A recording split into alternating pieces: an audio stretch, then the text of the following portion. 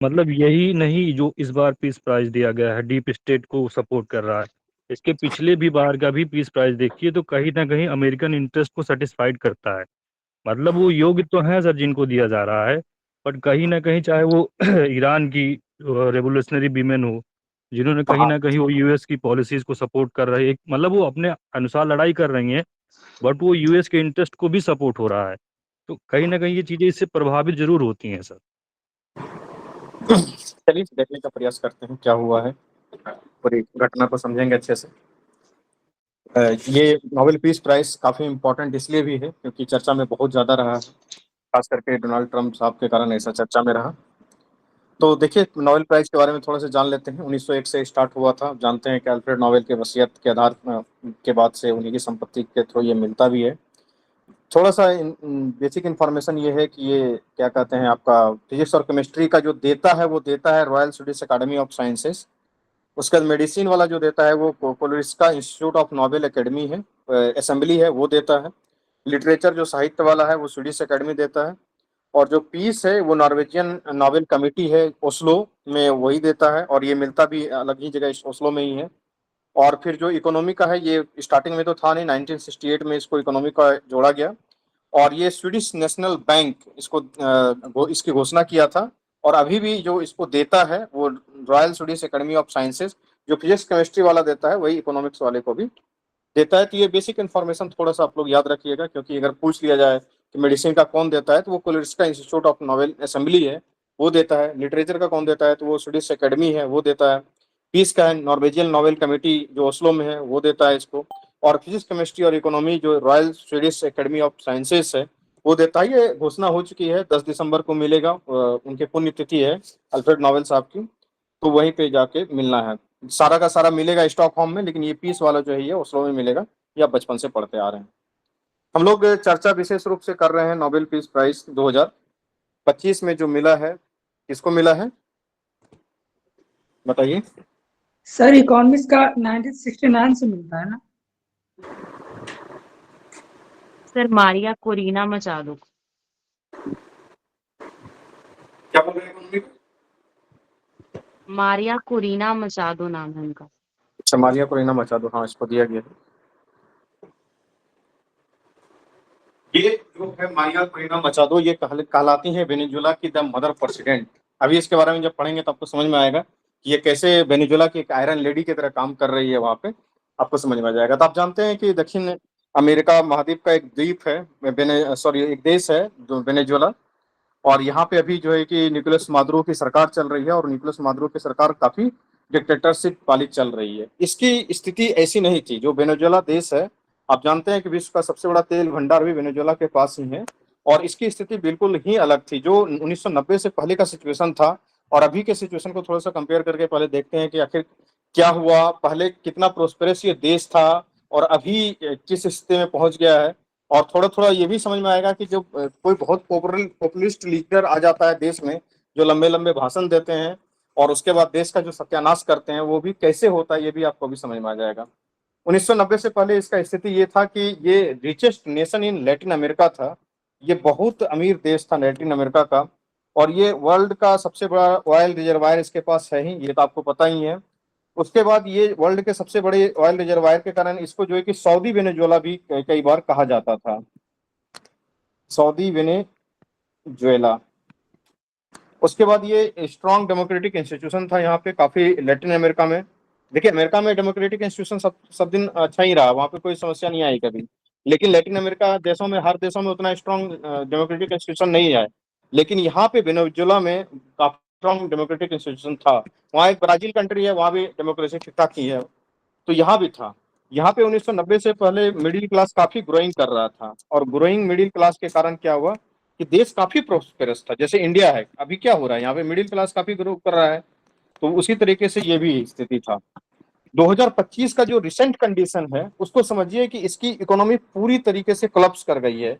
Economy में कोई जान नहीं बचा। आपको पता होगा कि वेनेजुएला में मतलब कि लोग पैकेट में, थैले में पैसा लेके जाए तो पैकेट में सामान लेके आए, ऐसी स्थिति, इतना हाइपर इन्फ्लेशन वहां पे फैला हुआ है। 20 लाख लोग भुखमरी के अभी शिकार है, स्टारवेशन की शिकार पड़े हुए हैं वहां पे। 70 लाख लोगों ने अपना देश छोड़ चुका है वहां से।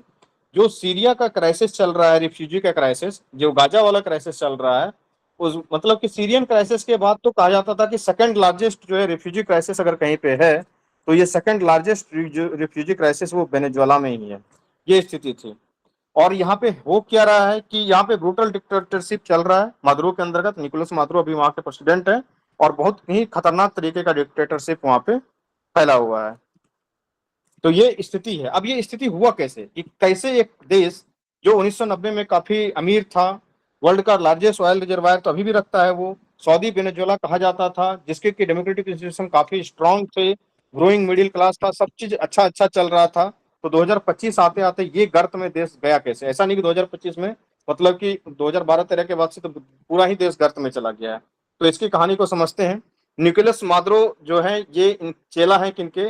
ये चेला है हुगो चावेज का। तो अब एक नए लीडर आते हैं आपके पिक्चर में, उसको समझिए। 1990 के बाद क्या हुआ? 1990 से 1999 से 2013 तक वहां ये चला।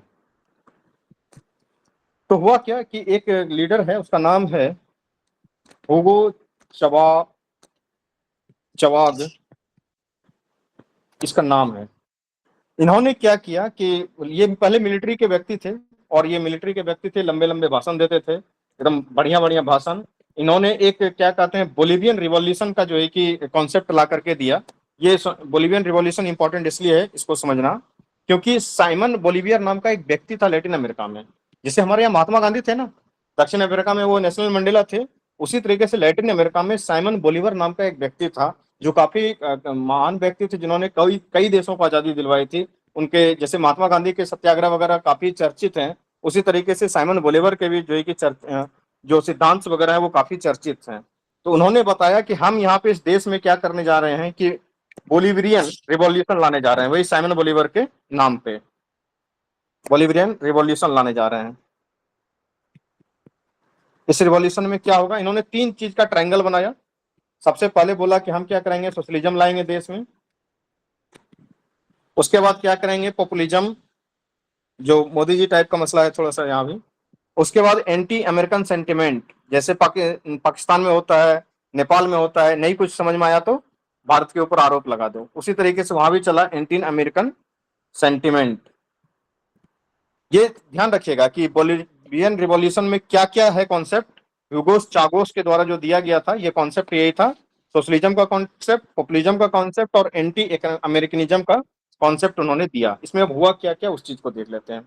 सोशलिज्म के कॉन्सेप्ट में क्या होता है कि बहुत फ्री हेल्थ केयर देंगे सबको, फ्री एजुकेशन देंगे, बढ़िया वेलफेयर प्रोग्राम चलाएंगे, और क्या कहते हैं कि बढ़िया रेवड़ी बांटा जाएगा, सब एकदम भला चंगा होगा। यही तो होता है सोशलिज्म, सब समाज बराबर हो जाएगा।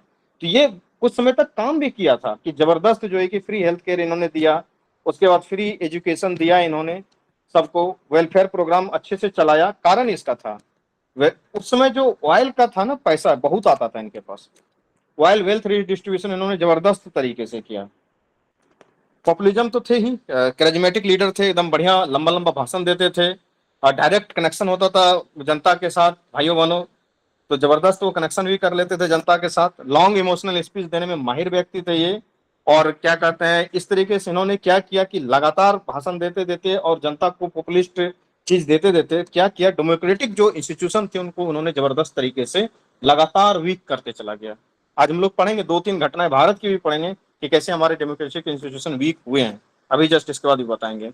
उन्होंने क्या किया कि जो भी जितने भी डेमोक्रेटिक इंस्टीट्यूशन थे सबको उन्होंने कमजोर कर दिया। जनता के जो डेमोक्रेटिक राइट थे, पॉपुलिज्म के चक्कर में जनता अंधी हो गई और वो भूलते चले गए कि हमारी कोई राइट्स और अधिकार भी हैं, वो भी धीरे धीरे खत्म होते चला गया। उसके बाद क्या हुआ कि देखिए पैसा आप कब तक बांट पाएंगे, कोई भी देश पैसा बांट के रेवड़ी बांट के नहीं चला है। देश चलता है स्ट्रॉन्ग इंस्टीट्यूशन से, स्ट्रॉन्ग इकोनॉमी से। जब ये खत्म होने लगा तो उन्होंने एक कॉन्सेप्ट और भी दिया था, एंटी अमेरिकनिज्म, कि यहाँ जो भी हो रहा है गलत तो अब अमेरिका के कारण हो रहा है। तो वो हर चीज को के लिए जो है कि यूएसए को ब्लेम्ड करना स्टार्ट करते हैं। ये हुगो चावेज, ये मिलिट्री के लीडर हैं, वहां के डिक्टेटरशिप टाइप के बनना स्टार्ट कर दिया था इन्होंने। ब्लेम्ड ऑल, कोई भी प्रॉब्लम होगा तो किसको देंगे दोष, यूएसए को दोष देंगे। उसके बाद उन्होंने स्ट्रॉन्ग नेशनलिस्ट सेंटिमेंट बनाया था कि कुछ भी होता है तो जैसे पाकिस्तान में होता है कि इंडिया को दोष दे दो, उसी तरीके से इन्होंने स्ट्रॉन्ग नेशनलिस्ट सेंटिमेंट बना ही लिया था, और उसका जो है कि यूज करता था किसके खिलाफ, यूएसए के खिलाफ। अलाइन बनाया। जब आप डेमोक्रेटिक कंट्री है यूएसए, तो अगर आप अलाइन करेंगे किसके साथ करेंगे? इन्होंने क्यूबा के साथ अलाइन किया, रशिया के साथ अलाइन किया, चाइना के साथ अलाइन किया, ये अलायंस बना लिए। इतना बनाने के बाद इन्होंने जो वेस्टर्न डेमोक्रेसी स्टाइल था उसको पूरी तरीके से क्या किया, रिजेक्ट कर दिया। अब समझिए कि अगर इतना चीज होता है, वेस्टर्न डेमोक्रेटिक स्टाइल को रिजेक्ट कर देता है, नेशनल सेंटिमेंट को बढ़ावा देता है, उसके बाद फिर चाइना के साथ अलाइन करता है, तो इससे क्या हुआ, देश की जो पॉपुलिस्ट गवर्नमेंट थी कुछ दिनों तक तो चली थी, बढ़िया वेलफेयर प्रोग्राम चल रहा था, हेल्थ केयर मिल रहा था, एजुकेशन मिल रहा था, लेकिन धीरे धीरे धीरे सबका सत्यानाश होना स्टार्ट हो गया, क्योंकि अल्टीमेटली पैसा चाहिए, संस्था चाहिए, देश को चलाने के लिए बहुत चीजों की जरूरत पड़ती है। ये इन्होंने डेमोक्रेसी को जो बर्बाद किया, जो पूरा कोलैप्स करवा दिया, उसका एग्जांपल देखिए कि डेमोक्रेसी कैसे कोलैप्स होता है। इन्होंने स्टेप बाय स्टेप पावर को उठाया। पहला काम क्या किया कि जो जुडिशरी था, किसका माइक ऑन, उसको पूरी तरीके से पॉलिटिसाइज कर दिया। यानी कि जो भी व्यक्ति जज बनते थे वो पॉलिटिकल नियुक्ति होती थी, उसके अपने फेवर के अपने चेले चमचे जज बनते थे वहां पे। उससे क्या हुआ कि कोई रिजल्ट ऐसा निकला कि यहाँ पे रिजल्ट अगर लिखे तो कोई इंडिपेंडेंट जुडिशरी उस देश में नहीं बच पाई। उसके बाद क्या हुआ, दूसरा नंबर पे उन्होंने इलेक्शन कमीशन को जो है कि कंट्रोल कर दिया। इलेक्शन कमीशन को पूरी तरीके से कंट्रोल करने के बाद कोई फेयर इलेक्शन वहां पे नहीं हो रहा है अभी भी।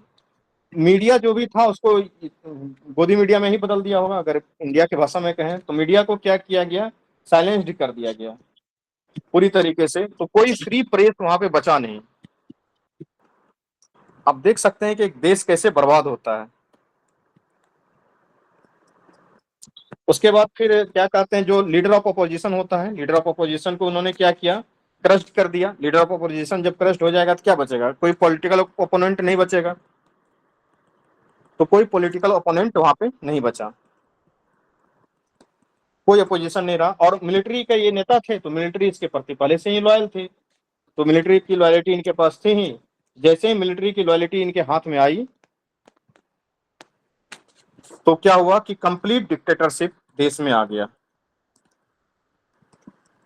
इस तरीके से स्टेप बाय स्टेप करके स्थिति इन्होंने बर्बाद किया। अभी का कंडीशन क्या है, अभी का कंडीशन यही है कि 20 लाख लोग हंगर के शिकार हैं। 25% आबादी यानी कि 70 लाख लोगों ने देश छोड़ दिया है। अब एक देश के 25% आबादी अगर देश छोड़ दे तो उस देश का हालत क्या होगा वो समझिए। वहां पे जो रिफ्यूजी क्राइसिस है वो सेकंड नंबर पे वर्ल्ड में हाईएस्ट रिफ्यूजी क्राइसिस चल रहा है।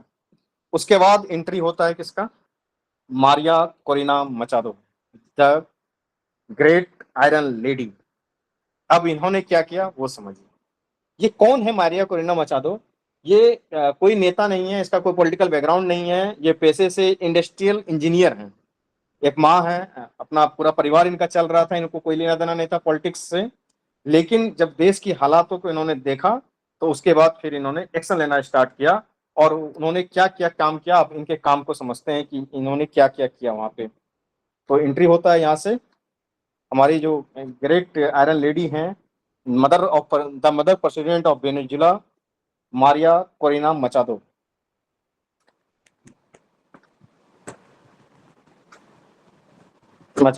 जिनको कि 2025 का नोबेल पीस प्राइज मिला हुआ है। ये कहलाती हैं the mother president of Venezuela.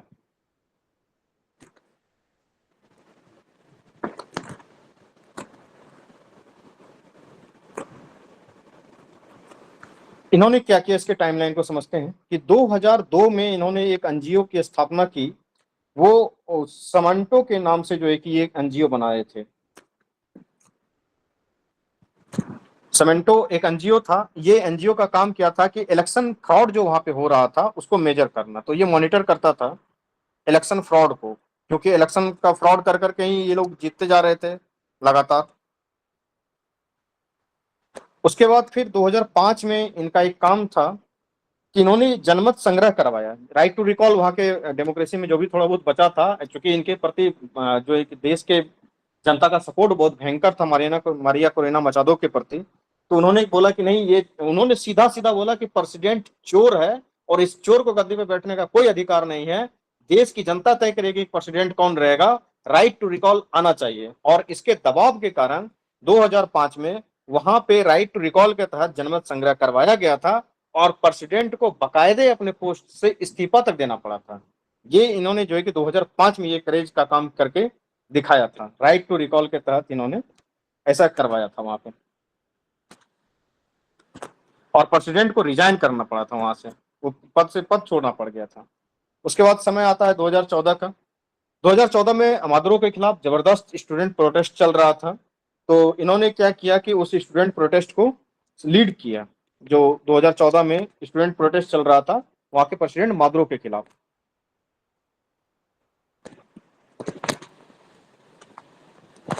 तो जैसे ही इन्होंने लीड किया ना स्टूडेंट प्रोटेस्ट को, तो इसको चार्ज लगा दिया इसके ऊपर, क्या, सेडिशन का, देशद्रोह का। आप समझिए कि किसी देश में अगर इस तरीके का काम होता है तो वो देश कहां पे जाएगा।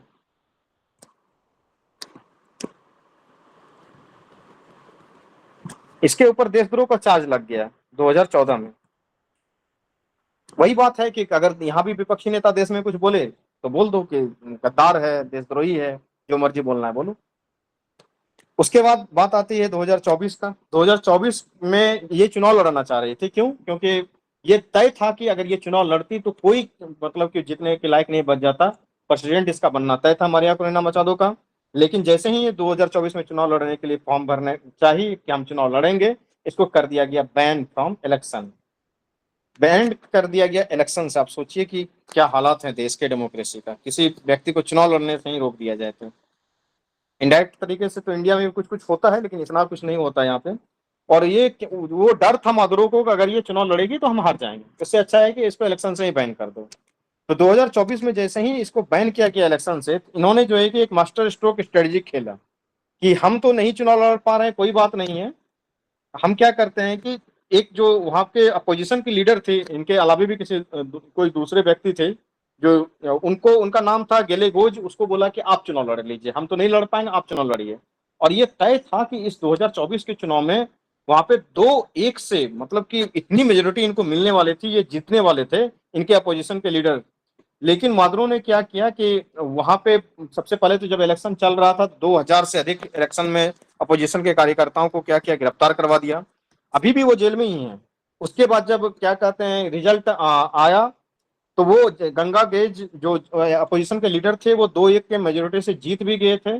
लेकिन मादुरो ने क्या कहा कि हम इलेक्शन को नहीं मानते हैं, इसमें भ्रष्टाचार हुआ है, इसमें हेराफेरी हुई है, इस इलेक्शन में धांधली हुई है, और मादुरो ने उस इलेक्शन के रिजल्ट को एक्सेप्ट ही नहीं किया। ये 2024 के इलेक्शन का रिजल्ट रहा। ये मास्टर स्ट्रेटजी इन्होंने खेला, लेकिन इनके मास्टर स्ट्रेटजी को क्या किया, इन लोगों ने फेल कर दिया। फाइनली 2025 में भी स्थिति ये है कि इनको नोबेल पीस प्राइज मिल चुका है, ग्लोबल रिकॉग्निशन इनको दिया गया है। अब आगे का क्या होना चाहिए वहां पे, उसको थोड़ा सा देख लेते हैं कि क्या जो है कि वे फॉरवर्ड होना चाहिए। तो इनको बोला गया कि क्या किया जाएगा देश में। तो जो मादुरो हैं, और मादुरो के टॉप जनरल्स, जो मिलिट्री जनरल्स वहां पे राज कर रहे हैं, उसको एक ऑफर किया जा रहा है कि आप जो है कि यहाँ से सेफ एक्साइल ले लीजिए, आप चले जाइए, आपको रसिया जाना है, आपको चाइना जाना है, किसी देश में, जैसे कि बांग्लादेश के भागी हैं शेख हसीना, भारत में रह रही हैं, या भाई जो है कि नेपाल से लोग भागे या श्रीलंका से जैसे भागे थे, उसी तरीके से किसको आप सेफ एक्साइल ले लिया जाए। तो क्या कहता है, एक देश में डेमोक्रेसी रिस्टोर हो सकती है। और दूसरी बात है कि जब ये सेफ एक्साइल लेंगे, ये इनके टॉप मिलिट्री लीडर्स, जो लोग भी देश छोड़ के जाएंगे उसके ऊपर किसी भी तरीके का कोई सजा वगैरह नहीं लगाया जाएगा, वो जा सकते हैं देश छोड़ के। लेकिन आपको लगता है कि कोई व्यक्ति जो वहां का राजा बैंड बैठा है, वो बिना किसी डर के देश छोड़ के चला जाएगा? उसके बाद फिर ये कहा जा रहा है कि इसको जो भी मिलिट्री के छोटे लीडर्स हैं, या फिर और भी जो छोटे लेवल के ऑफिसर्स हैं, उनको माफी दे दिया जाएगा कि ठीक है, आपने जो पास्ट में गलती किया सो किया। जिनके जो डिक्टेटरशिप के रिजीम में जिसके ऊपर भी जो भी फैसला वगैरह सुनाया होगा, किसी जज ने या किसी अधिकारी ने किसी को मारा पीटा होगा, या जो भी उन्होंने किया तो किया, उसको माफ कर दिया जाएगा। लेकिन उससे बात बनने वाली नहीं है। तो मादुरो, ये मारिया कोरेना मचादो का कहना है कि जब तक उन लोगों को कंसिक्वेंस का फियर नहीं होगा, डर नहीं मन में बैठेगा कि इस देश में रहेंगे तो नेपाल में जैसे जेनजी ने पकड़ पकड़ के कूटा था, जब तक उस तरीके का डर हमको नहीं आएगा, तब तक वो भागने वाले ये देश के जो लीडर्स हैं छोड़ के नहीं जाने वाले हैं। प्रेसिडेंट मादुरो नहीं हटने वाला है, ना इसकी डिक्टेटरशिप जाने वाली है। तो क्या किया जाए? तो अमेरिका चाह रहा है वहां पे, उसके ऊपर कई सारे आरोप लगा रहा है कि ये जो वेनेजुएला के लोग हैं वो अमेरिका में ड्रग ट्रैफिकिंग वगैरह कुछ कुछ करते हैं। तो मिलिट्री इन्वेंशन की बात चल रही है, लेकिन अगर डायरेक्ट यूएस मिलिट्री इन्वेंशन वहां पे किया जा करता है तो हो सकता है कि फुल स्केल वार ही हो जाए अमेरिका और उसके बीच में। वार में टिकेगा तो नहीं, लेकिन जब भी अमेरिका बमबारी वगैरह कुछ करता है वहां पे, तो वहां पे थाउजेंड ऑफ सिविलियन की कैजुअलिटी होगी। और ऐसे ही दुनिया भर में वार वगैरह चल रहा है, तो अमेरिका डायरेक्ट मिलिट्री कन्फ्लिक्ट करने से बच रहा है। उसके बाद जियो पॉलिटिकल बैकअप भी मिलता है, अगर अमेरिका उसके ऊपर अटैक करता है, बगल में ही है वेनेजुएला, आप नक्शे में देखें तो पता चल जाएगा, तो रसिया चाइना इन लोग को मादुरो को सपोर्ट कर सकता है, क्योंकि पहले से भी इसका सपोर्टर है। तो ये एक नया ग्लोबल कन्फ्लिक्ट ना हो जाए, इसलिए जो है कि अमेरिका अभी तक वहां पे किसी भी तरीके का मिलिट्री इन्वेंशन वगैरह नहीं किया है। लेकिन आप ट्रम्प साहब के बयान को सुनिएगा तो ऐसा वो करने का लगातार प्रयास कर रहे हैं। उसके बाद ट्रम्प का अपना इमेज भी डाउन होगा अगर वो मिलिट्री इन्वेंशन करते हैं। वो लगातार नोबेल पीस प्राइज मांग रहे हैं, अगर वो किसी के ऊपर मिलिट्री इन्वेंशन करते हैं और सिविलियन की कैजुअलिटी तो होनी ही होनी है, तो उनके इमेज को भी धक्का लगेगा। हो सकता है अगली बार जो नोबेल कमेटी में उनका नाम आ जाए तो नहीं आएगा। तो इसीलिए अभी तक की सिचुएशन ये है कि कोई मिलिट्री इन्वेंशन वगैरह नहीं हुआ है। ये अपोजिशन की लीडर हैं, लगातार वहां पे लड़ रही हैं, लेकिन कोई भी डिक्टेटरशिप अभी तक हटा नहीं है। अब इनको ग्लोबल रिकॉग्निशन मिल चुका है, तो हो सकता है कि आने वाले समय में इनका कोई रिकॉग्निशन मिले, कोई इलेक्शन ढंग से हो किसी तरीके से, ताकि वहां पे उस देश में जो पहले 1990 से पहले का सिचुएशन था, काफी रिच पीपल थे वर्ल्ड में, बहुत अमीर मिडिल क्लास था, तो इस तरीके से वो बन सके। अभी तक की सिचुएशन यही है, और यही है कहानी आपके नोबेल पीस प्राइज विनर की। समझ में आया मुद्दा? हेलो। जी जी सर। सर। सर ये 2005 में रिजाइन करने सर दो अभी तक जो है तालिबान को रिकॉग्नाइज नहीं किया था और लंबे समय तक जो है भारत तालिबान से दूरी बनाए रखा है। लेकिन अब क्या है कि अफगानिस्तान में तालिबान का शासन स्थापित हो चुका है और कहीं ना कहीं देश का डिप्लोमेसी जो है प्रैक्टिकली को लाने के लिए हम लोग इनडायरेक्टली और डायरेक्टली वे में अफगानिस्तान से शासन स्थापित करना चाहते हैं, ताकि पाकिस्तान से भी अपना संतुलन बनाया जा सके और वास्तविक रूप में जो है विदेश नीति को स्थापित करने के लिए तालिबान के साथ संबंध स्थापित करने का प्रयास किया गया है सर वर्तमान में। तो जो अफगानिस्तान में पावर वैक्यूम हुआ था तालिबान के आगमन के बाद, तो कहीं ना कहीं हमारे भी रिलेशन को वहाँ भरना था, क्योंकि चाइना को कोई परवाह नहीं पड़ता है कि कोई डेमोक्रेटिक गवर्नमेंट है या कैसा भी गवर्नमेंट है, उसको अपना इंटरेस्ट दिखता है, वो वहाँ पर इन्फ्लुएंस बनाएगा और वो हमारे लिए प्रॉब्लम क्रिएट करेगा। तो हम लोग पहले थोड़ा पिछड़े, लेकिन बाद में जब हमें ये चीज़ समझ में आई कि चाइना अपना वहाँ फील्डिंग कर रहा है सही, फिर पाकिस्तान पे भी कहीं ना कहीं अगर पाकिस्तान से वो ज़्यादा इन्फ्लुएंस हो जाता है तो हमारे लिए ट्रिपल चुनौती हो जाती टेररिस्ट के उस पे। धीरे धीरे हमको मतलब उस चीज़ को फिल करना है, और बैक डोर से हम धीरे धीरे अपना रिलेशन वहाँ सुधार रहे हैं। हमारे बहुत सारे वहाँ डेवलपमेंट के कार्य हुए, बहुत सारा इन्वेस्टमेंट था, उन सबको भी सेफ गार्ड करना था। तो कहीं ना कहीं जो भी पावर में है, चाहे वो जिस तरीके का भी सरकार है, जैसा भी है, उससे रिलेशनशिप को सही करना जरूरत था। तो उसी के परिप्रेक्ष्य में इनका विजिट हुआ। इनको मतलब सैंक्शन से वेव किया गया 7 दिन के लिए, ताकि टेररिस्ट का सैंक्शन है इनके ऊपर, ताकि वो विजिट कर सकें भारत का।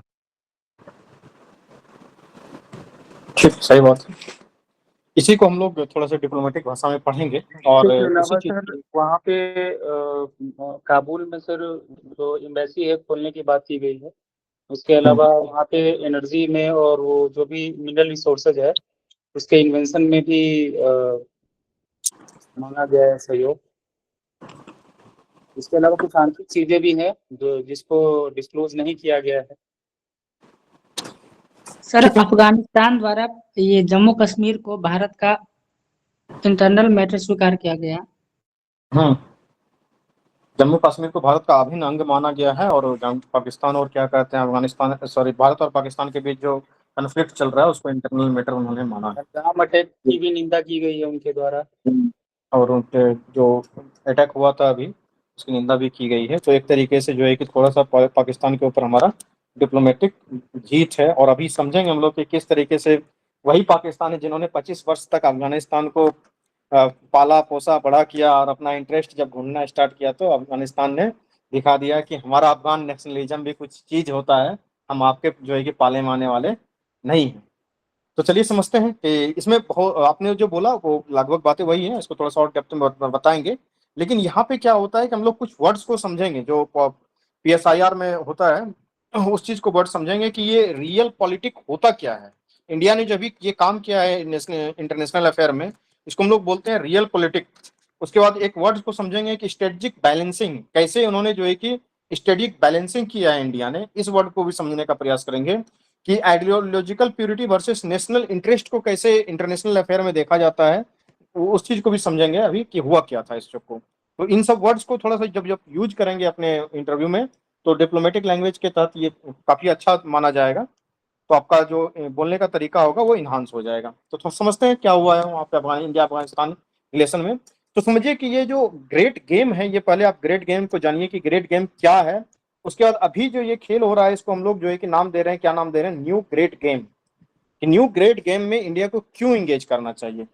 तो ग्रेट गेम पहले हुआ कब था उस चीज को समझते हैं। कि आप जानते हैं कि 19वीं सेंचुरी में इंडो अफगान वार बाकायदे हुआ भी है, और जब इंडिया के ऊपर ब्रिटेन का शासन था तो अफगानिस्तान के ऊपर की लगभग जितनी कंट्री थी वो 14 कंट्री के आसपास में रसिया बाद में टूटा है 1990 में। उससे पहले तो पूरा का पूरा रसिया ही था अफगानिस्तान के ऊपर।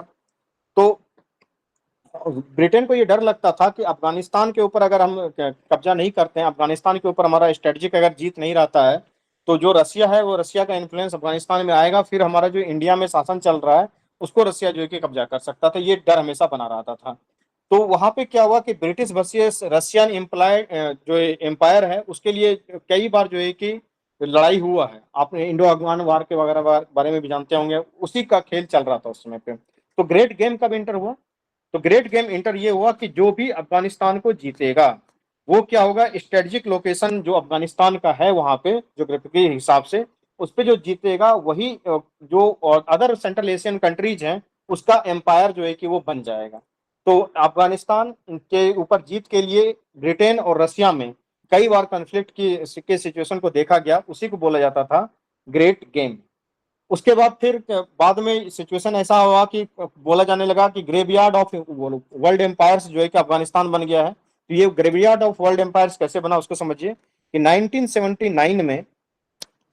1979 में जो यूएसएसआर जिसको कि रसिया आज के समय में कहते हैं और अफगानिस्तान के तालिबान के बीच जो है कि क्या हुआ, संघर्ष स्टार्ट हुआ। यूएसएसआर क्या कर रहा था कि अफगानिस्तान में जो कम्युनिस्ट गवर्नमेंट था उसको सपोर्ट कर रहा था लगातार, वहां पे कम्युनिस्ट गवर्नमेंट को जो अफगानिस्तान में था।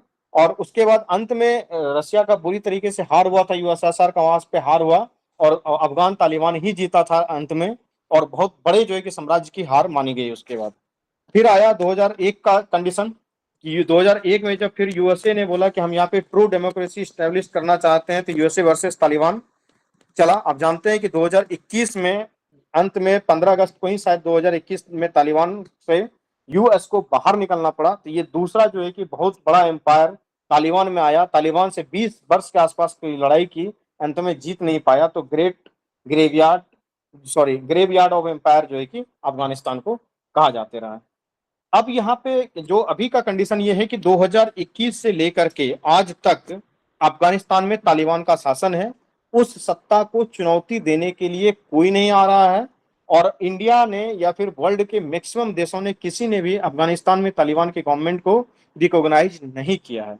तो इंडिया इसी डायलेमा में था कि इंडिया के पास एक स्ट्रेटेजिक डायलेमा था। किस चीज का स्ट्रेटेजिक डायलेमा था कि हम इग्नोर करें तालिबान को या फिर इंगेज करें तालिबान के साथ। तो कैसे इस स्ट्रेटेजिक डायलेमा से इंडिया अभी बाहर निकला है, उन्होंने एक जो सॉल्यूशन निकाला है, engage but does not endorse, इस चीज को समझने का प्रयास करते हैं। आप इसको चाहे तो आप लिख सकते हैं, इसमें अच्छे अच्छे पॉइंट्स हैं। पिछले वाले में तो फिर कहानी था, आपने सुन लिया। तो इंडिया का स्ट्रेटेजिक डायलेमा क्या है उसको समझिए, थोड़ा स्लो चलेंगे, समझाते हुए लिख लीजिए। जो इंडिया का स्ट्रेटेजिक डायलेमा है वो क्या है। स्ट्रेटेजिक डायलेमा मतलब क्या होता है कि दो सिचुएशन के बीच में आप फंसे हुए हैं, हम इधर फैसला लें किधर फैसला लें, उसी को तो डायलेमा बोला जाता है। तो एक तरफ क्या है कि इग्नोर करें हम तालिबान को,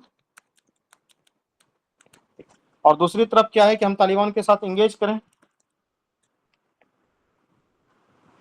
अगर हम इग्नोर करते हैं तो क्या होगा, एंगेज करते हैं तो क्या होगा। इग्नोर करने के लिए हमको क्या करना पड़ेगा कि हम मेंटेन करेंगे मोरल स्टैंस को।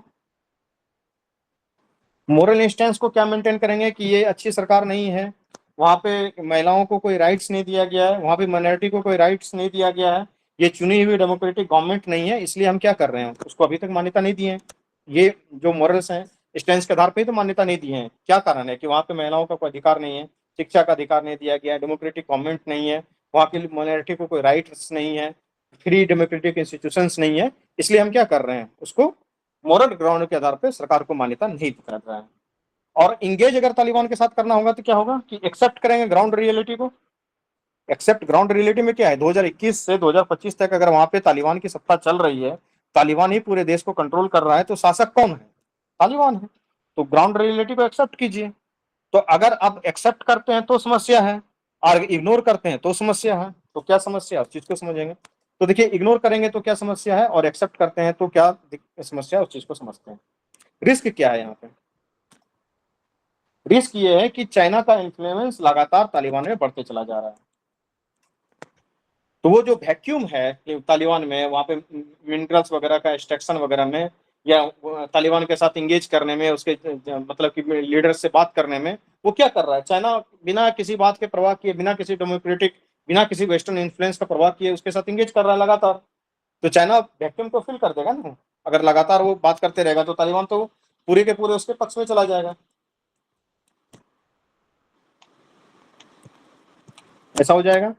उसके बाद अगला क्या है कि अगर ऐसा चाइना हम कर लेगा तो हम लोग क्या करेंगे, जो स्ट्रेटेजिक इन्फ्लुएंस है इंडिया का, तालिबान का लोकेशन बहुत शानदार है, तो वो स्ट्रेटेजिकल इन्फ्लुएंस जो है इंडिया अपना खो देगा। तो इसका डर है हमारा, तो हम लोग स्ट्रेटेजिक इन्फ्लुएंस को खो सकते हैं, लिख रहे हैं ना। तो ये हमारे पास डर है। अब जो इंगेज अगर करते हैं तो क्या समस्या है, उस चीज को समझिए। समस्या ये है कि अगर हम इंगेज करेंगे तो हमको बेनिफिट क्या मिलेगा कि हम सबसे पहले ग्राउंड रियलिटी को एक्सेप्ट करेंगे। जैसे अभी अमीर मुत्तकी साहब को बुलाए तो ग्राउंड रियलिटी को एक्सेप्ट करते हुए बुलाए कि ठीक है आप आइए हमारे देश में, तो ग्राउंड रियलिटी को हमने एक्सेप्ट किया। उसके बाद फिर क्या करेंगे कि प्रोटेक्ट नेशनल इंटरेस्ट, तो हमारा क्या होगा, नेशनल इंटरेस्ट प्रोटेक्ट होगा कि तालिबान में हमारा जो एक एंगेजमेंट है, हमने वहाँ पे कई सारे इन्वेस्टमेंट भी किए, वो सब देखेंगे कि कौन कौन सा हमने इन्वेस्टमेंट किया वहाँ पे। हम क्या कर रहे हैं, प्रोटेक्ट कर रहे हैं अपने नेशनल इंटरेस्ट को। जो पाकिस्तान और चाइना है उसको क्या करेंगे, तालिबान से इंगेजमेंट करने के बाद उसको हम लोग क्या कर सकते हैं, उसके साथ इंगेज करके पाकिस्तान और चाइना को काउंटर भी कर सकते हैं, पाक एंड चाइना को काउंटर कर सकते हैं। तो हम क्या सॉल्यूशन निकालेंगे, हमारे पास जो इंडिया के पास ये स्ट्रेटेजिक डायलेमा है, इसका सॉल्यूशन क्या निकलेगा, तो इसका एक बेस्ट सॉल्यूशन निकलेगा कि इंगेज कीजिए लेकिन उसको मान्यता मत दीजिए। इसीलिए आपने देखा होगा कि किसी भी तरीके का कोई झंडा उसके डिप्लोमेटिक विजिट के दरमियान या फिर मीटिंग्स के दरमियान नहीं लगा हुआ था, अगर आपने देखा होगा तो सॉल्यूशन क्या निकाला इंडिया ने, इंगेज। ये इस पॉइंट को बोलिएगा जरूर कि सर सॉल्यूशन जो इंडिया ने निकाला है, engage but does not endorse, मतलब कि उसको मान्यता नहीं देना है लेकिन उसके साथ इंगेज रखना है, बातचीत हमें करनी है। तो सॉल्यूशन क्या निकाला इंडिया ने, engage but does not endorse.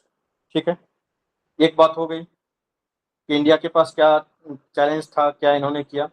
अब क्या हुआ, जो 10 अक्टूबर को हिस्टोरिक मुत्ताकी की विजिट होती है इंडिया में, तालिबान के डेलीगेशंस इंडिया में आते हैं और इंडिया के जो काउंटर पार्ट हैं external affairs minister S Jaishankar, उससे मिलते हैं, उससे बातचीत करते हैं और मेजर अनाउंसमेंट की जाती है। मेजर अनाउंसमेंट में ये होता है कि इंडिया अब रीओपन करने जा रहा है अपना असेंबली काबुल में, और वहां पे जो नियुक्त किया जाएगा, चार्ज डी अफेयर का नियुक्त किया जाएगा। What is chargé d' affaires, क्या होता है ये बताइए। हेलो, सुन रहे हैं? Yes sir. जी सर। बताइए चार्ज डी अफेयर क्या होता है, कोई जानते हैं? ये नोट करते जाइए, इसलिए हम स्लो चल रहे हैं। चार्ज डी अफेयर्स को नियुक्त किया जाएगा जो एम्बेसी और काबुल में है उसको रीओपन कार्यवाहक करने के राजदूत बाद। से संबंधित हो सकता है सर, क्या बोल रहे हैं? कार्यवाहक राजदूत से संबंधित हो सकता है। जो एम्बेसी ओपन हो रहा है शायद वहाँ का जो राजदूत होगा, आई थिंक सर। कार्यवाहक राजदूत होगा, सर एम्बेसडर के अब्सेंसी में होता है, मतलब एक टेम्पोररी पद है। हाँ, ये सर, चार्ज डी अफेयर जो है ये टेम्पोररी टाइप राजदूत का से पद अलग है है और सर। पद एम्बेसडर का नहीं है, एम्बेसडर से लोअर लेवल का ये पद है। ठीक है, लोअर डिप्लोमेट है, वहाँ पे एम्बेसडर की नियुक्ति नहीं होगी। वहाँ पे जो नियुक्ति की जाएगी वो चार्ज डी अफेयर्स की नियुक्ति की जाएगी। अगर इंडिया एम्बेसडर की नियुक्ति कर देता है ना, इसका मतलब है कि आप उसको मान्यता दे रहे हैं, आप उसके साथ जो है कि डिप्लोमेटिक एंगेजमेंट बढ़ा रहे हैं। इंडिया ऐसा कुछ नहीं कर रहा है, वहाँ पे अपना एम्बेसी काबुल में ओपन करने जा रहा है, वहाँ पे चार्ज डी अफेयर पे अपॉइंट कर देगा। ये फुल एम्बेसडर नहीं होते हैं, एम्बेसडर के नीचे रैंक के अधिकारी वहाँ पे जाएंगे। तो इंडिया कह सकता है हमने वहाँ पे मिशन भेजा है, वहाँ पे चार्ज डी अफेयर है हमारा। अगर वेस्ट नाराज होता भी है इंडिया से, वेस्टर्न डेमोक्रेटिक जो इंस्टीट्यूशंस हैं, जो कंट्रीज हैं, तो इंडिया उसके जवाब में ये सॉल्यूशन निकाला है। वहाँ पे क्या किया है, चार्ज डी अफेयर्स को नियुक्त करने की बात। सर उसको के अलावा एम्बेसी क्या को एक हुआ है? अलग टर्म दिया गया है सर, टेक्निकल एम्बेसी करके एक टर्म है।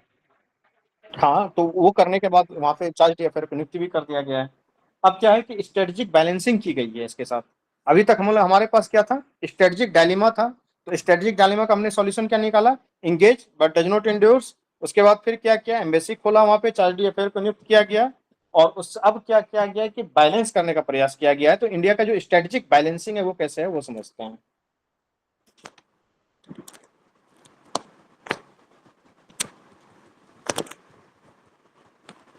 स्ट्रेटेजिक बैलेंसिंग करने का प्रयास किया गया है इंडिया के द्वारा।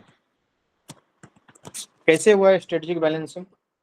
तो दो बातें हैं, मैसेज दिया गया है तालिबान को। तालिबान को क्या मैसेज दिया गया है कि हम लोग ग्राउंड रियलिटी को जो है कि अंडरस्टैंड करते हैं, उसको समझते हैं, और हम लोग जो है कि आपके साथ एंगेज करने के लिए इच्छुक हैं।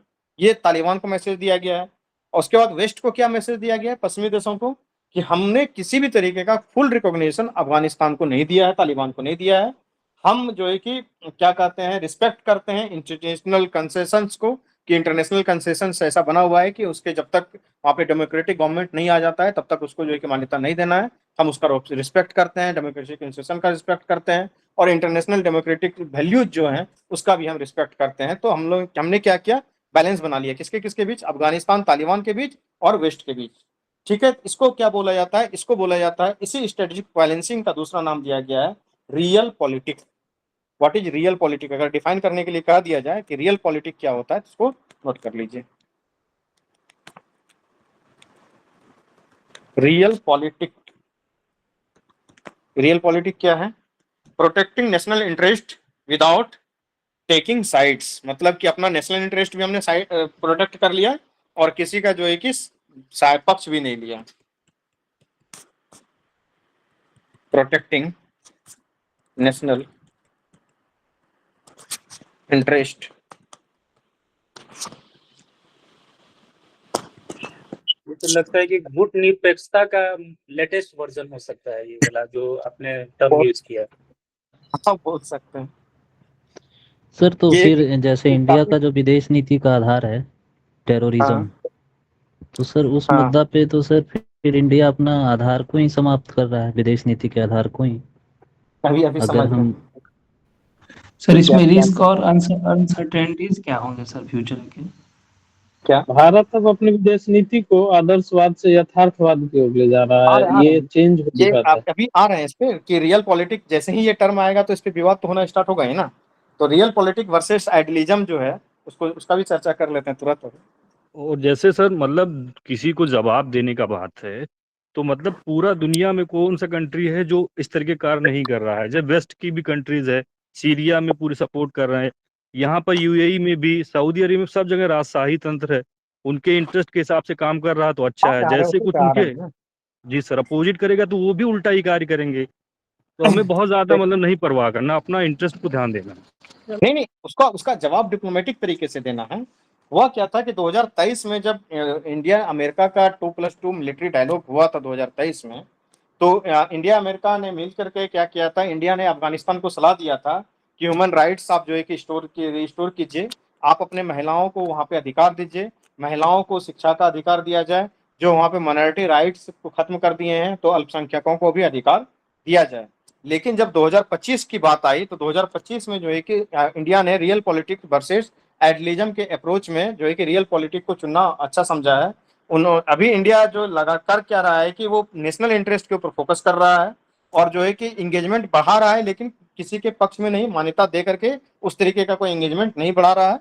और रियल बात तो ये है कि इस बार इंडिया में जो वहाँ मुत्तकी साहब आए हैं, जो ह्यूमन राइट्स की बातें होती हैं इस पे इंडिया ने चुप्पी साध ली है, बट ये आपको बोलना नहीं है।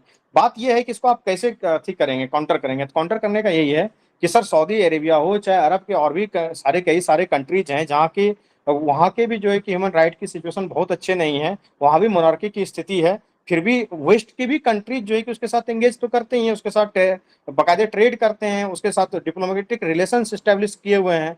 तो इंडिया भी जो है कि अपने नेशनल इंटरेस्ट को देखते हुए इंडिया ने एक नया सॉल्यूशन खोजा है, रियल पॉलिटिक का जो है कि सॉल्यूशन खोजा है, जहां की हमने अपने नेशनल इंटरेस्ट को जो है कि क्या कहते हैं प्रोटेक्ट करते हैं, और without taking sides of Afghanistan Taliban. बात खत्म है। अगर हम नहीं करेंगे तो चाइना आकर के वहां पे जो है कि काम करेगा ही, पाकिस्तान अपना इंटरेस्ट वहां पे शो करेगा, वैक्यूम हो जाएगा, तो हम अपना एक स्ट्रेटेजिक लोकेशन लूज कर सकते हैं, एक स्ट्रेटेजिक पार्टनर अपना लूज कर सकते हैं। तो इसलिए हम ऐसा करने जा रहे हैं। हमने नेशनल इंटरेस्ट को चुना है सर, और जो आइडियोलॉजिकल प्योरिटी होती है उससे जो उसके ऊपर हमने नेशनल इंटरेस्ट को लगातार तवज्जो दिया है। और कोई भी देश जब क्या कहते हैं स्वतंत्र विदेश नीति अपनाती है तो नेशनल इंटरेस्ट को थोड़ा बहुत तो ऊपर रखता ही है, इसमें कोई आपत्ति किसी को नहीं होती है। दूसरा है क्या कि क्रॉस बॉर्डर टेररिज्म का चैलेंज है सर। अगर हम अफगानिस्तान के साथ एंगेज नहीं करते हैं तो अभी जो रिसेंट घटना घटी है अफगानिस्तान पाकिस्तान में टेंशन भी हुआ है, तो वहाँ पे क्रॉस बॉर्डर चैलेंज है। एक इंटरनल बात बताते हैं कि जो तहरीक तालिबान पाकिस्तान है और जो अफगानिस्तान तालिबान है, तालिबान का मतलब ही है कि वो तालिबान क्या करता है कि मुस्लिम सत्ता को स्थापित करता है। तो उसी तरीके से तालिबान का एक ब्रांच है तहरीक तालिबान पाकिस्तान, ये पाकिस्तान में ऑपरेट करता है। और जैसे कि तालिबान ने क्या किया, तालिबान ने वहां के सत्ता को हटाया और वहां पे एक मुस्लिम शासन स्थापित किया, उसी तरीके से तहरीक तालिबान पाकिस्तान में चाहता है कि यहाँ की गवर्नमेंट को हम हटाएं और यहाँ भी जो है कि वो क्या कहते हैं उसे किसके हिसाब से जो मुस्लिम का किताब है कोई धर्म सरिया हाँ सरिया लॉ, तो सरिया लॉ हम लागू करने का प्रयास करते हैं। तो जो टीटीपी है वो तहरीक तालिबान पाकिस्तान, वो अफगानिस्तान में सेफ हेवन है, उसको वो पाकिस्तान में जो है कि अटैक करता है पाकिस्तान में, आप जानते हैं लगातार उसकी घटनाएं घटती रहती है पाकिस्तान में, और उसके बाद वो सेफ हेवन उसको मिलता है कहाँ पे, अफगानिस्तान में। तो इंडिया इसका जो है कि डिप्लोमेटिक एडवांटेज लेना चाहता है पाकिस्तान के ऊपर प्रेशर बनाने में। वो कैसे लेता है कि पाकिस्तान लूज कर रहा है अपना लिवरेज, क्योंकि आप समझते हैं कि पाकिस्तान लगातार अमेरिका के साथ इसके साथ उसके साथ उसका मोरल बहुत बुस्ट हो चुका है। तो अब यहाँ पे जो मुत्तकी का विजिट हुआ है, इससे क्या संदेश दिया जा रहा है कि जो आपका तहरीक तालिबान पाकिस्तान है उसको हमें इंटरनली जो है कि यहाँ से सपोर्ट मिलेगा अगर आप ऐसा करते हैं तो इंडिया जो है कि गेन कर रहा है अभी पाकिस्तान के ऊपर। तो ये स्ट्रेटेजिक मैसेज भेज रहा है इंडिया पाकिस्तान को। मैसेज क्या है, your navy can be our partner. इसके तहत पाकिस्तान को एक मैसेज भी भेजा जा रहा है, your navy can be our partner. तो पाकिस्तान को क्या मैसेज है, स्ट्रेटेजिक मैसेज टू पाकिस्तान क्या दिया गया है, योर इनेमी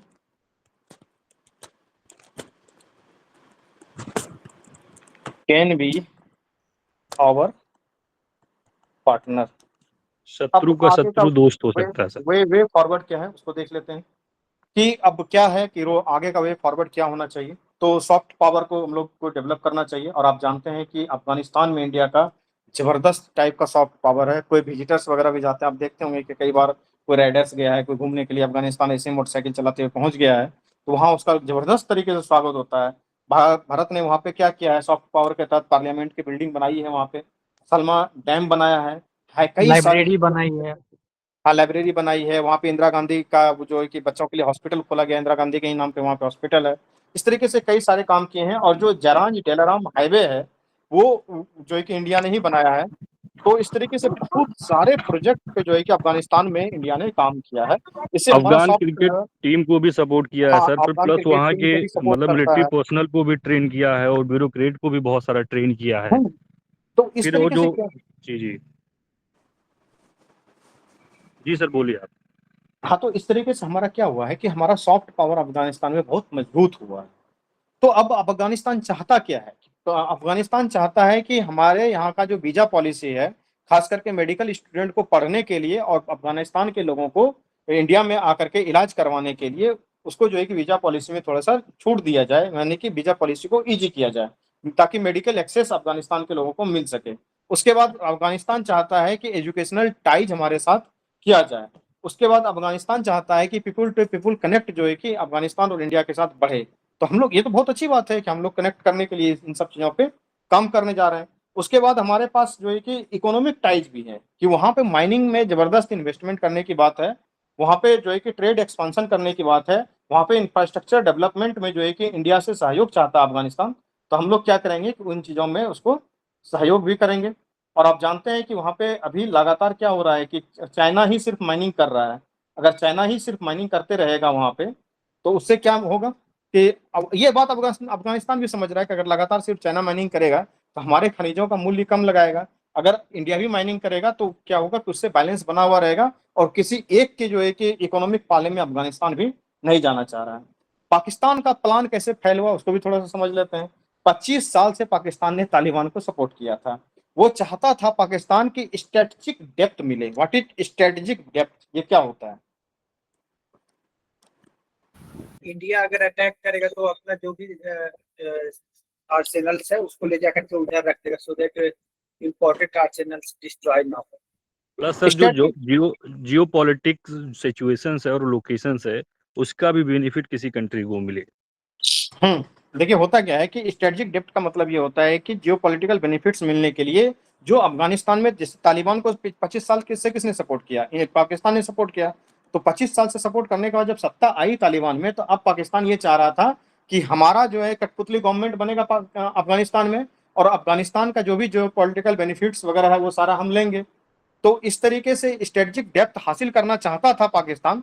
लेकिन जैसे ही पाकिस्तान में तालिबान की सत्ता, अफगानिस्तान में तालिबान की सत्ता आई, पाकिस्तान को उन्होंने पूरी तरीके से इग्नोर कर दिया। उन्होंने रिजेक्ट कर दिया, बोला नहीं, हमारे पास अपना अफगान नेशनलिज्म है और हम जो है कि अपनी सत्ता को अपने से चलाएंगे, हम किसी के कठपुतली बन के बैठने वाले नहीं हैं। तो इससे क्या हुआ कि पाकिस्तान को वहाँ पे काफी लॉस हुआ है। और अभी जो है कि टीटीपी जो तालिबान पाकिस्तान है, उल्टा इसके पाकिस्तान में जो है कि इसको थ्रेटन कर रहा है लगातार। तो इससे एक तरीके से पाकिस्तान को जो है कि वहाँ पे स्ट्रेटजिक जो बेनिफिट मिलना था वो चीज नहीं मिल पाया है। और एक ही बात अब और है, क्या कहते हैं अंत में, कि वहाँ पे जो इंफ्रास्ट्रक्चर डेवलपमेंट है, कहा जाता है कि $1 ट्रिलियन, मतलब कि इतने पैसे का वहाँ पे रिसोर्सेस है तालिबान में। वहाँ पे लिथियम का बहुत अच्छा रिजर्व है, rare earth elements, rare earth metals बहुत अच्छे हैं वहाँ पे कॉपर की माइंस हैं, गोल्ड भी वहाँ पे मिल सकता है, बहुत अच्छे अच्छे मिनरल्स वहाँ पे हैं। तो इसकी अपॉर्चुनिटी को इंडिया भी उसको यूज करे और इंडिया जो है कि अल्टरनेटिव प्रोवाइड करवाए जाकर के अफगानिस्तान में चाइना का अल्टरनेटिव दे, और ये जो की रिसोर्सेस हैं इसका वहाँ पे खनन करना स्टार्ट करे। अफगानिस्तान भी चाह रहा है कि आप आइए, ताकि चाइना का इकोनॉमिक वेसल बनकर के अफगानिस्तान ना रह जाए। इस चीज का अफगानिस्तान इसलिए इंडिया को बुला रहा है। बहुत अच्छी बात है, हमारा एंगेजमेंट बढ़ा है उनके साथ, और इंडिया भी वहाँ पर जाकर के खनन वगैरह जो करना चाहता है आगे आने वाले समय में करे, ताकि हमारा एक फ्रेंडशिप बना रहे। और हमारे जो फॉरेन अफेयर मिनिस्टर है शंकर साहब, उन्होंने कहा भी है कि हम अफगानिस्तान में चलने वाले जितने भी हमारे प्रोजेक्ट थे, जो जिनका कार्य रुक गया था, उसको हम जो है कि तुरंत ही चालू करने वाले हैं और सारे प्रोजेक्ट को कंप्लीट करने वाले हैं। और जहां रिपेयरिंग वगैरह की आवश्यकता है वो भी हम करने वाले हैं। और आगे आने वाले समय में इनके साथ जो है कि एंगेजमेंट करेंगे, इकोनॉमिक एंगेजमेंट भी करेंगे, पीपुल पार्टनरशिप भी बढ़ाएंगे, और उसके बाद जो है कि डिप्लोमेसी तो ओपन करेंगे ही करेंगे, और लगातार जो है कि हम इससे टाइज में अब बने हुए रहेंगे। तो ये इंडिया अफगानिस्तान रिलेशन का डिटेल हम लोगों ने जानने का प्रयास किया। तो इसमें अपने कई सारे टर्म को समझा कि स्ट्रेटेजिक डेप्थ क्या होता है, रियल पॉलिटिक क्या होता है, स्ट्रेटेजिक बैलेंसिंग कैसे इंडिया ने किया, स्ट्रेटेजिक डायलेमा इंडिया के सामने क्या था, इन सब चीजों को हमने समझा। और ये सब वर्ड जो है कि आप यूज करेंगे, ठीक है। सर मेरा एक क्वेश्चन है, पूछना है मुझे। रुक जाइए और पढ़ाने दीजिए, उसका पूछ लीजिएगा। इसी से संबंधित है सर। जी बताइए जल्दी। सर जैसे हम लोग अपना एंगेजमेंट तो बढ़ा रहे हैं सर, बट अगर थोड़ा सा हिस्ट्री के पर्सपेक्टिव पे देखें, जो आपने बताया ग्रेट स्पाई गेम का, वहाँ पर सर सोवियत यूएसएसआर को हराने के लिए अलकायदा को सपोर्ट किया था, मुजाहिदीन को यूएस ने। बाद में उसी मुजाहिदीन ने सर उसके ऊपर अटैक कर दिया। और जो आप टीटीपी बता रहे थे सर, तहरीक तालिबान पाकिस्तान, उसको भी पाकिस्तान की मिलिट्री ने ही वहाँ की सिविलियन गवर्नमेंट में प्रेशर बनाने के लिए क्रिएट किया, आज जो उनके लिए प्रॉब्लम खड़ा कर दिया। अहमद अल सरा वाला जो केस है सर सीरिया का, वो भी एक तरीके से है। तो यहाँ सर कहीं ना कहीं बहुत ज़्यादा प्रॉब्लम होता है कि अगर हम ओवर इम्फेसाइज करेंगे किसी भी चीज़ पे, इस तरीके की गवर्नमेंट पे या इस तरीके की लीडरशिप पे, तो वो फ्यूचर में बहुत ज़्यादा प्रॉब्लम क्रिएट करता है उसी देश के लिए। कहीं ना कहीं सर इस चीज़ में भी हमें बैलेंस बनाने की ज़रूरत है। तो हम लेकिन भारत तो मिलिट्री को सपोर्ट नहीं करता है, वहाँ का सिर्फ सिविल इंफ्रास्ट्रक्चर को सपोर्ट हम करता है। वहाँ पे सिविल इंफ्रास्ट्रक्चर को सपोर्ट करने जा रहे हैं, वहाँ पे अपना हम सॉफ्ट पावर डेवलप कर रहे हैं। जो चाइना का वहाँ के इकोनॉमिक इन्फ्लुएंस हो गया है, चाइना का इकोनॉमिक वेसल बनने जा रहा है अफगानिस्तान, उस पर सपोर्ट कर रहे हैं, ना कि उसके टेररिज्म वगैरह को हम कुछ सपोर्ट करने के लिए जा रहे हैं। ठीक है, चलिए आगे देखते हैं। सूचना का अधिकार जो आरटीआई एक्ट था, छोटा छोटा न्यूज है उसको देख लेते हैं। एक बेटी बचाओ बेटी पढ़ाओ के 10 साल पूरे हो गए हैं।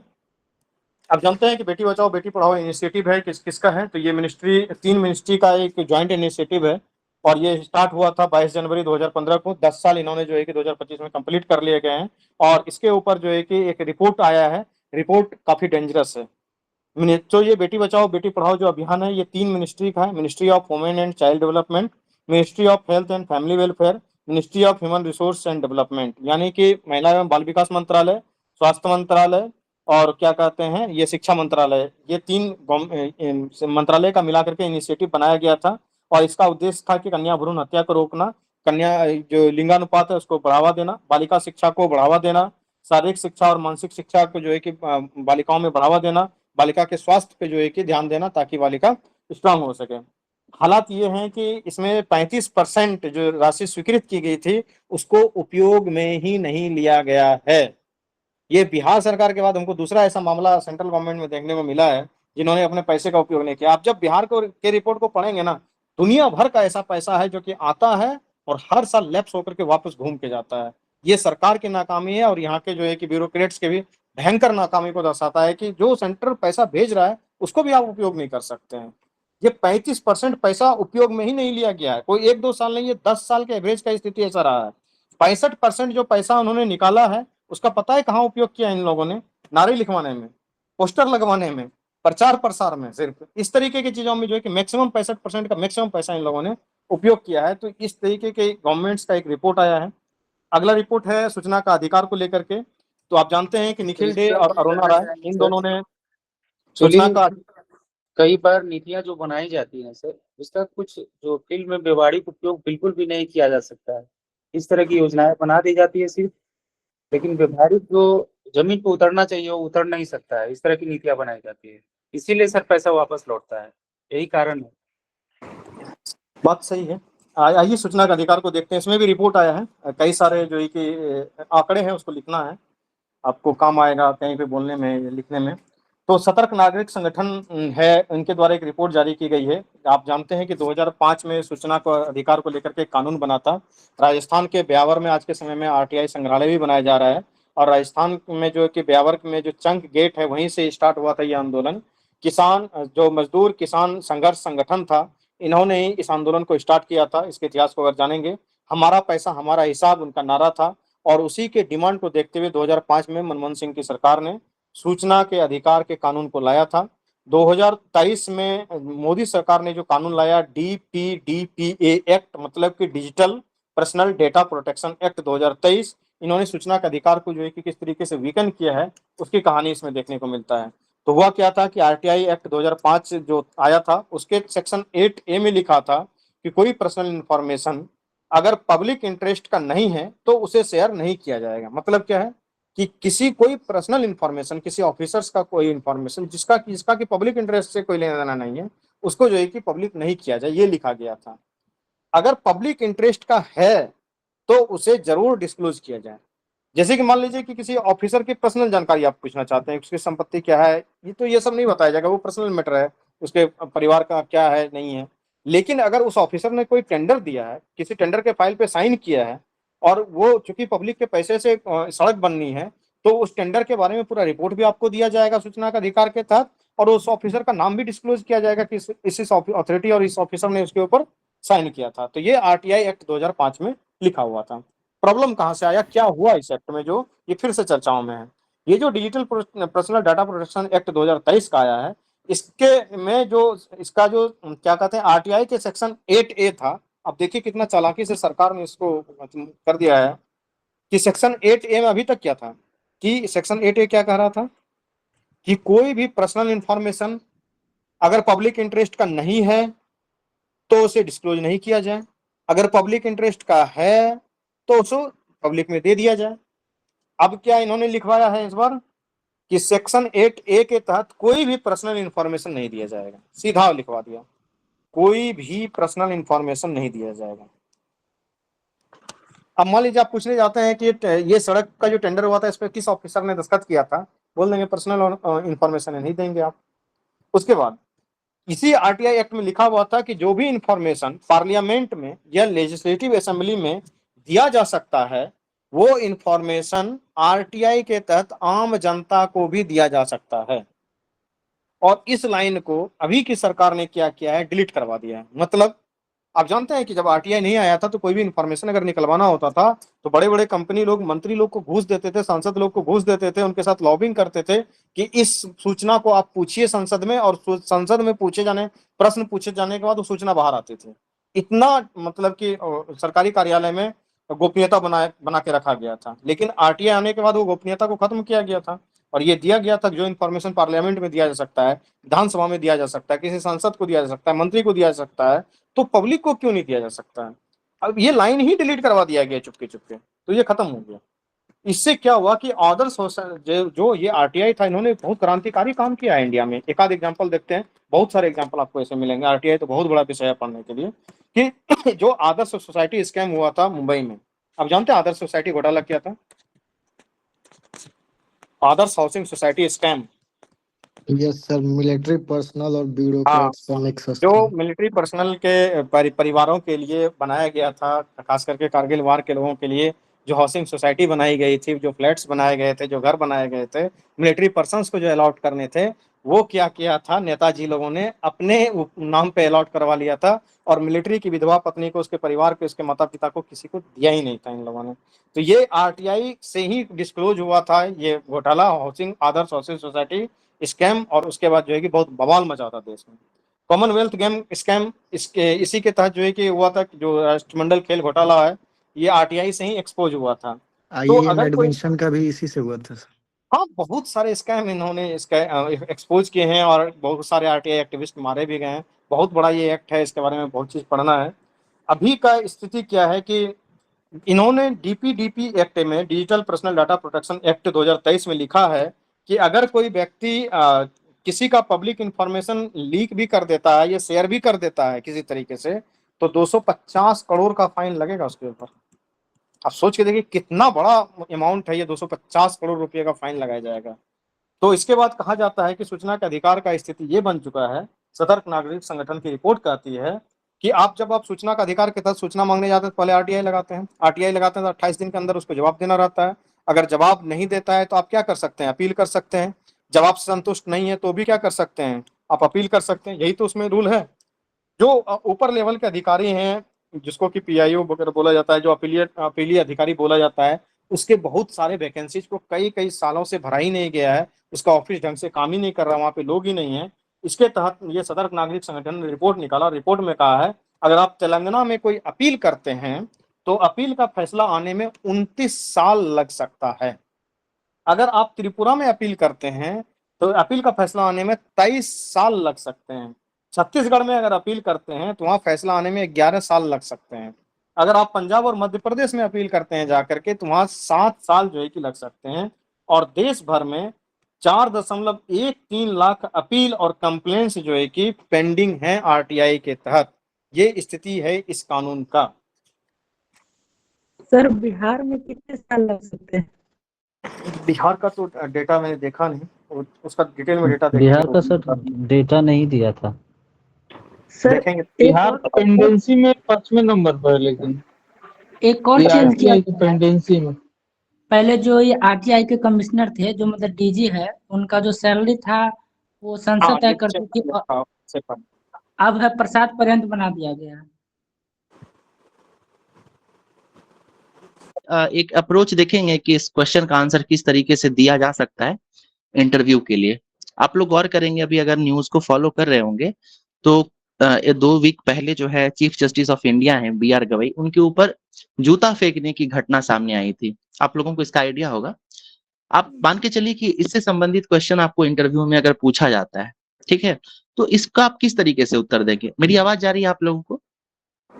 यस ठीक है, ओके, ठीक है। तो देखिए इसमें 2-3 एंगल है और आप एक बीपीएससी कैंडिडेट होंगे जिसको संविधान की जानकारी होगी, बैलेंस्ड अप्रोच रखना होगा, ठीक है। अब ये मामला जो है न्यूज में है और बहुत पॉपुलर है, ठीक है, यूट्यूब पे, और अगर आप न्यूज चैनल वगैरह पे देखेंगे तो इसको एक अलग एंगल से देखा जा रहा है, ठीक है। लेकिन इसको अगर आपसे पूछा जाए, एक इंटरव्यू कैंडिडेट से पूछा जाए, तो आपको क्या एंगल लेना है, इस पे बात करेंगे हम लोग, ठीक है। सबसे पहले तो मैं चाहूंगा कि आप लोग कोई अगर इस पे बताना चाहें, ठीक है। जैसे आपसे पूछा जाए इंटरव्यू में कि न्यायाधीश पर जो जूता फेंका गया है, आप इस घटना को किस रूप में देखते हैं, इतना एकदम सिंपल क्वेश्चन है, तो इसका क्या एक जवाब हो सकता है? पहले हैंड राइज कीजिएगा, फिर